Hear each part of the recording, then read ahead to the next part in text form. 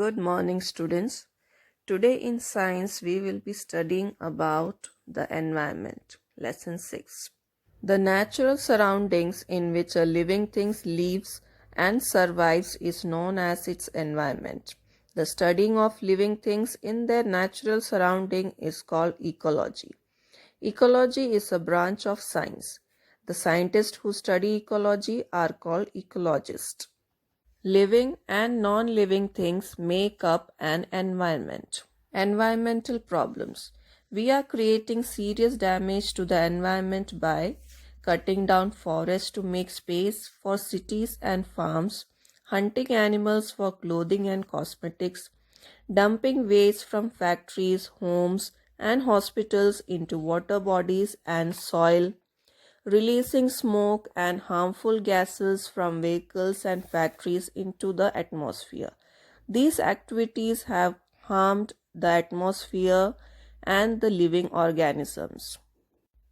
Pollution. Pollution is the release of substances into air, water, or soil that are harmful to the living things. These harmful substances are called pollutants. The main kinds of environmental pollution are air pollution, water pollution, soil pollution, and noise pollution. Air pollution.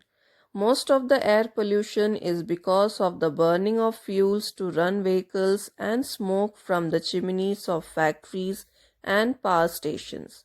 The smoke and harmful gases pollute the air. Diseases. An excess of pollutant in the air make it unfit for breathing and result in a number of diseases of respiratory system.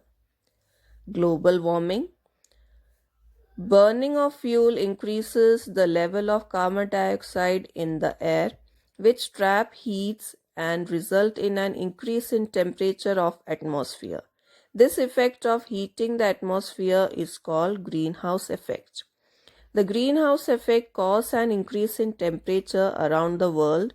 This is called global warming, which may result in the rise of sea level. Removal of ozone layer. Ozone layer protects living things from ultraviolet rays.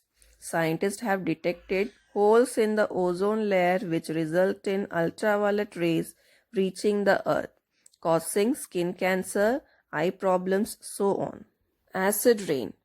The harmful gases released mix with water vapor in the air to form harmful substances called acids. These acids come down with the rain and cause damage to the soil, plants, and buildings. Such rain is called acid rain. Water pollution. Water gets polluted when waste from industries and farms and sewage from homes and hospitals is thrown into water sources. Drinking polluted water can cause diseases such as dysentery, jaundice, or typhoid. Effect on water animals.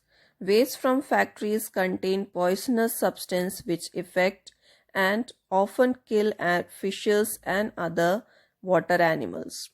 Soil and land pollution. Farmers use chemicals to kill weeds and insects. They also use fertilizer to grow crops.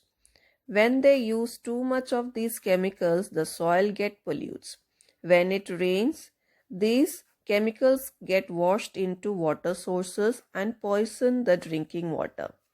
We throw solid waste in garbage dump which cannot be easily destroyed. Plastic does not rot for many years. Noise pollution. Loud noise from vehicles, loudspeakers, and machinery can harm people. This can cause high blood pressure and deafness in people and animals. Living near airports can be very harmful to the ears. Even loud music can cause noise pollution. Natural resources. The things that we get from the environment are known as natural resources. We are using more of these natural resources today than we did some years back. Scientists predict that the petrol and diesel available on the earth will run out during this century. We are polluting these natural resources also.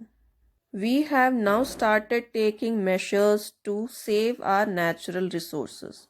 Scientists are trying to use wind and solar energy instead of fuels like coal and petroleum.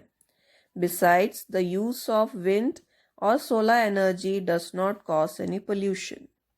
We can control air pollution by installing machines to convert poisonous substances into harmless ones before releasing them into air or water from vehicles and factories.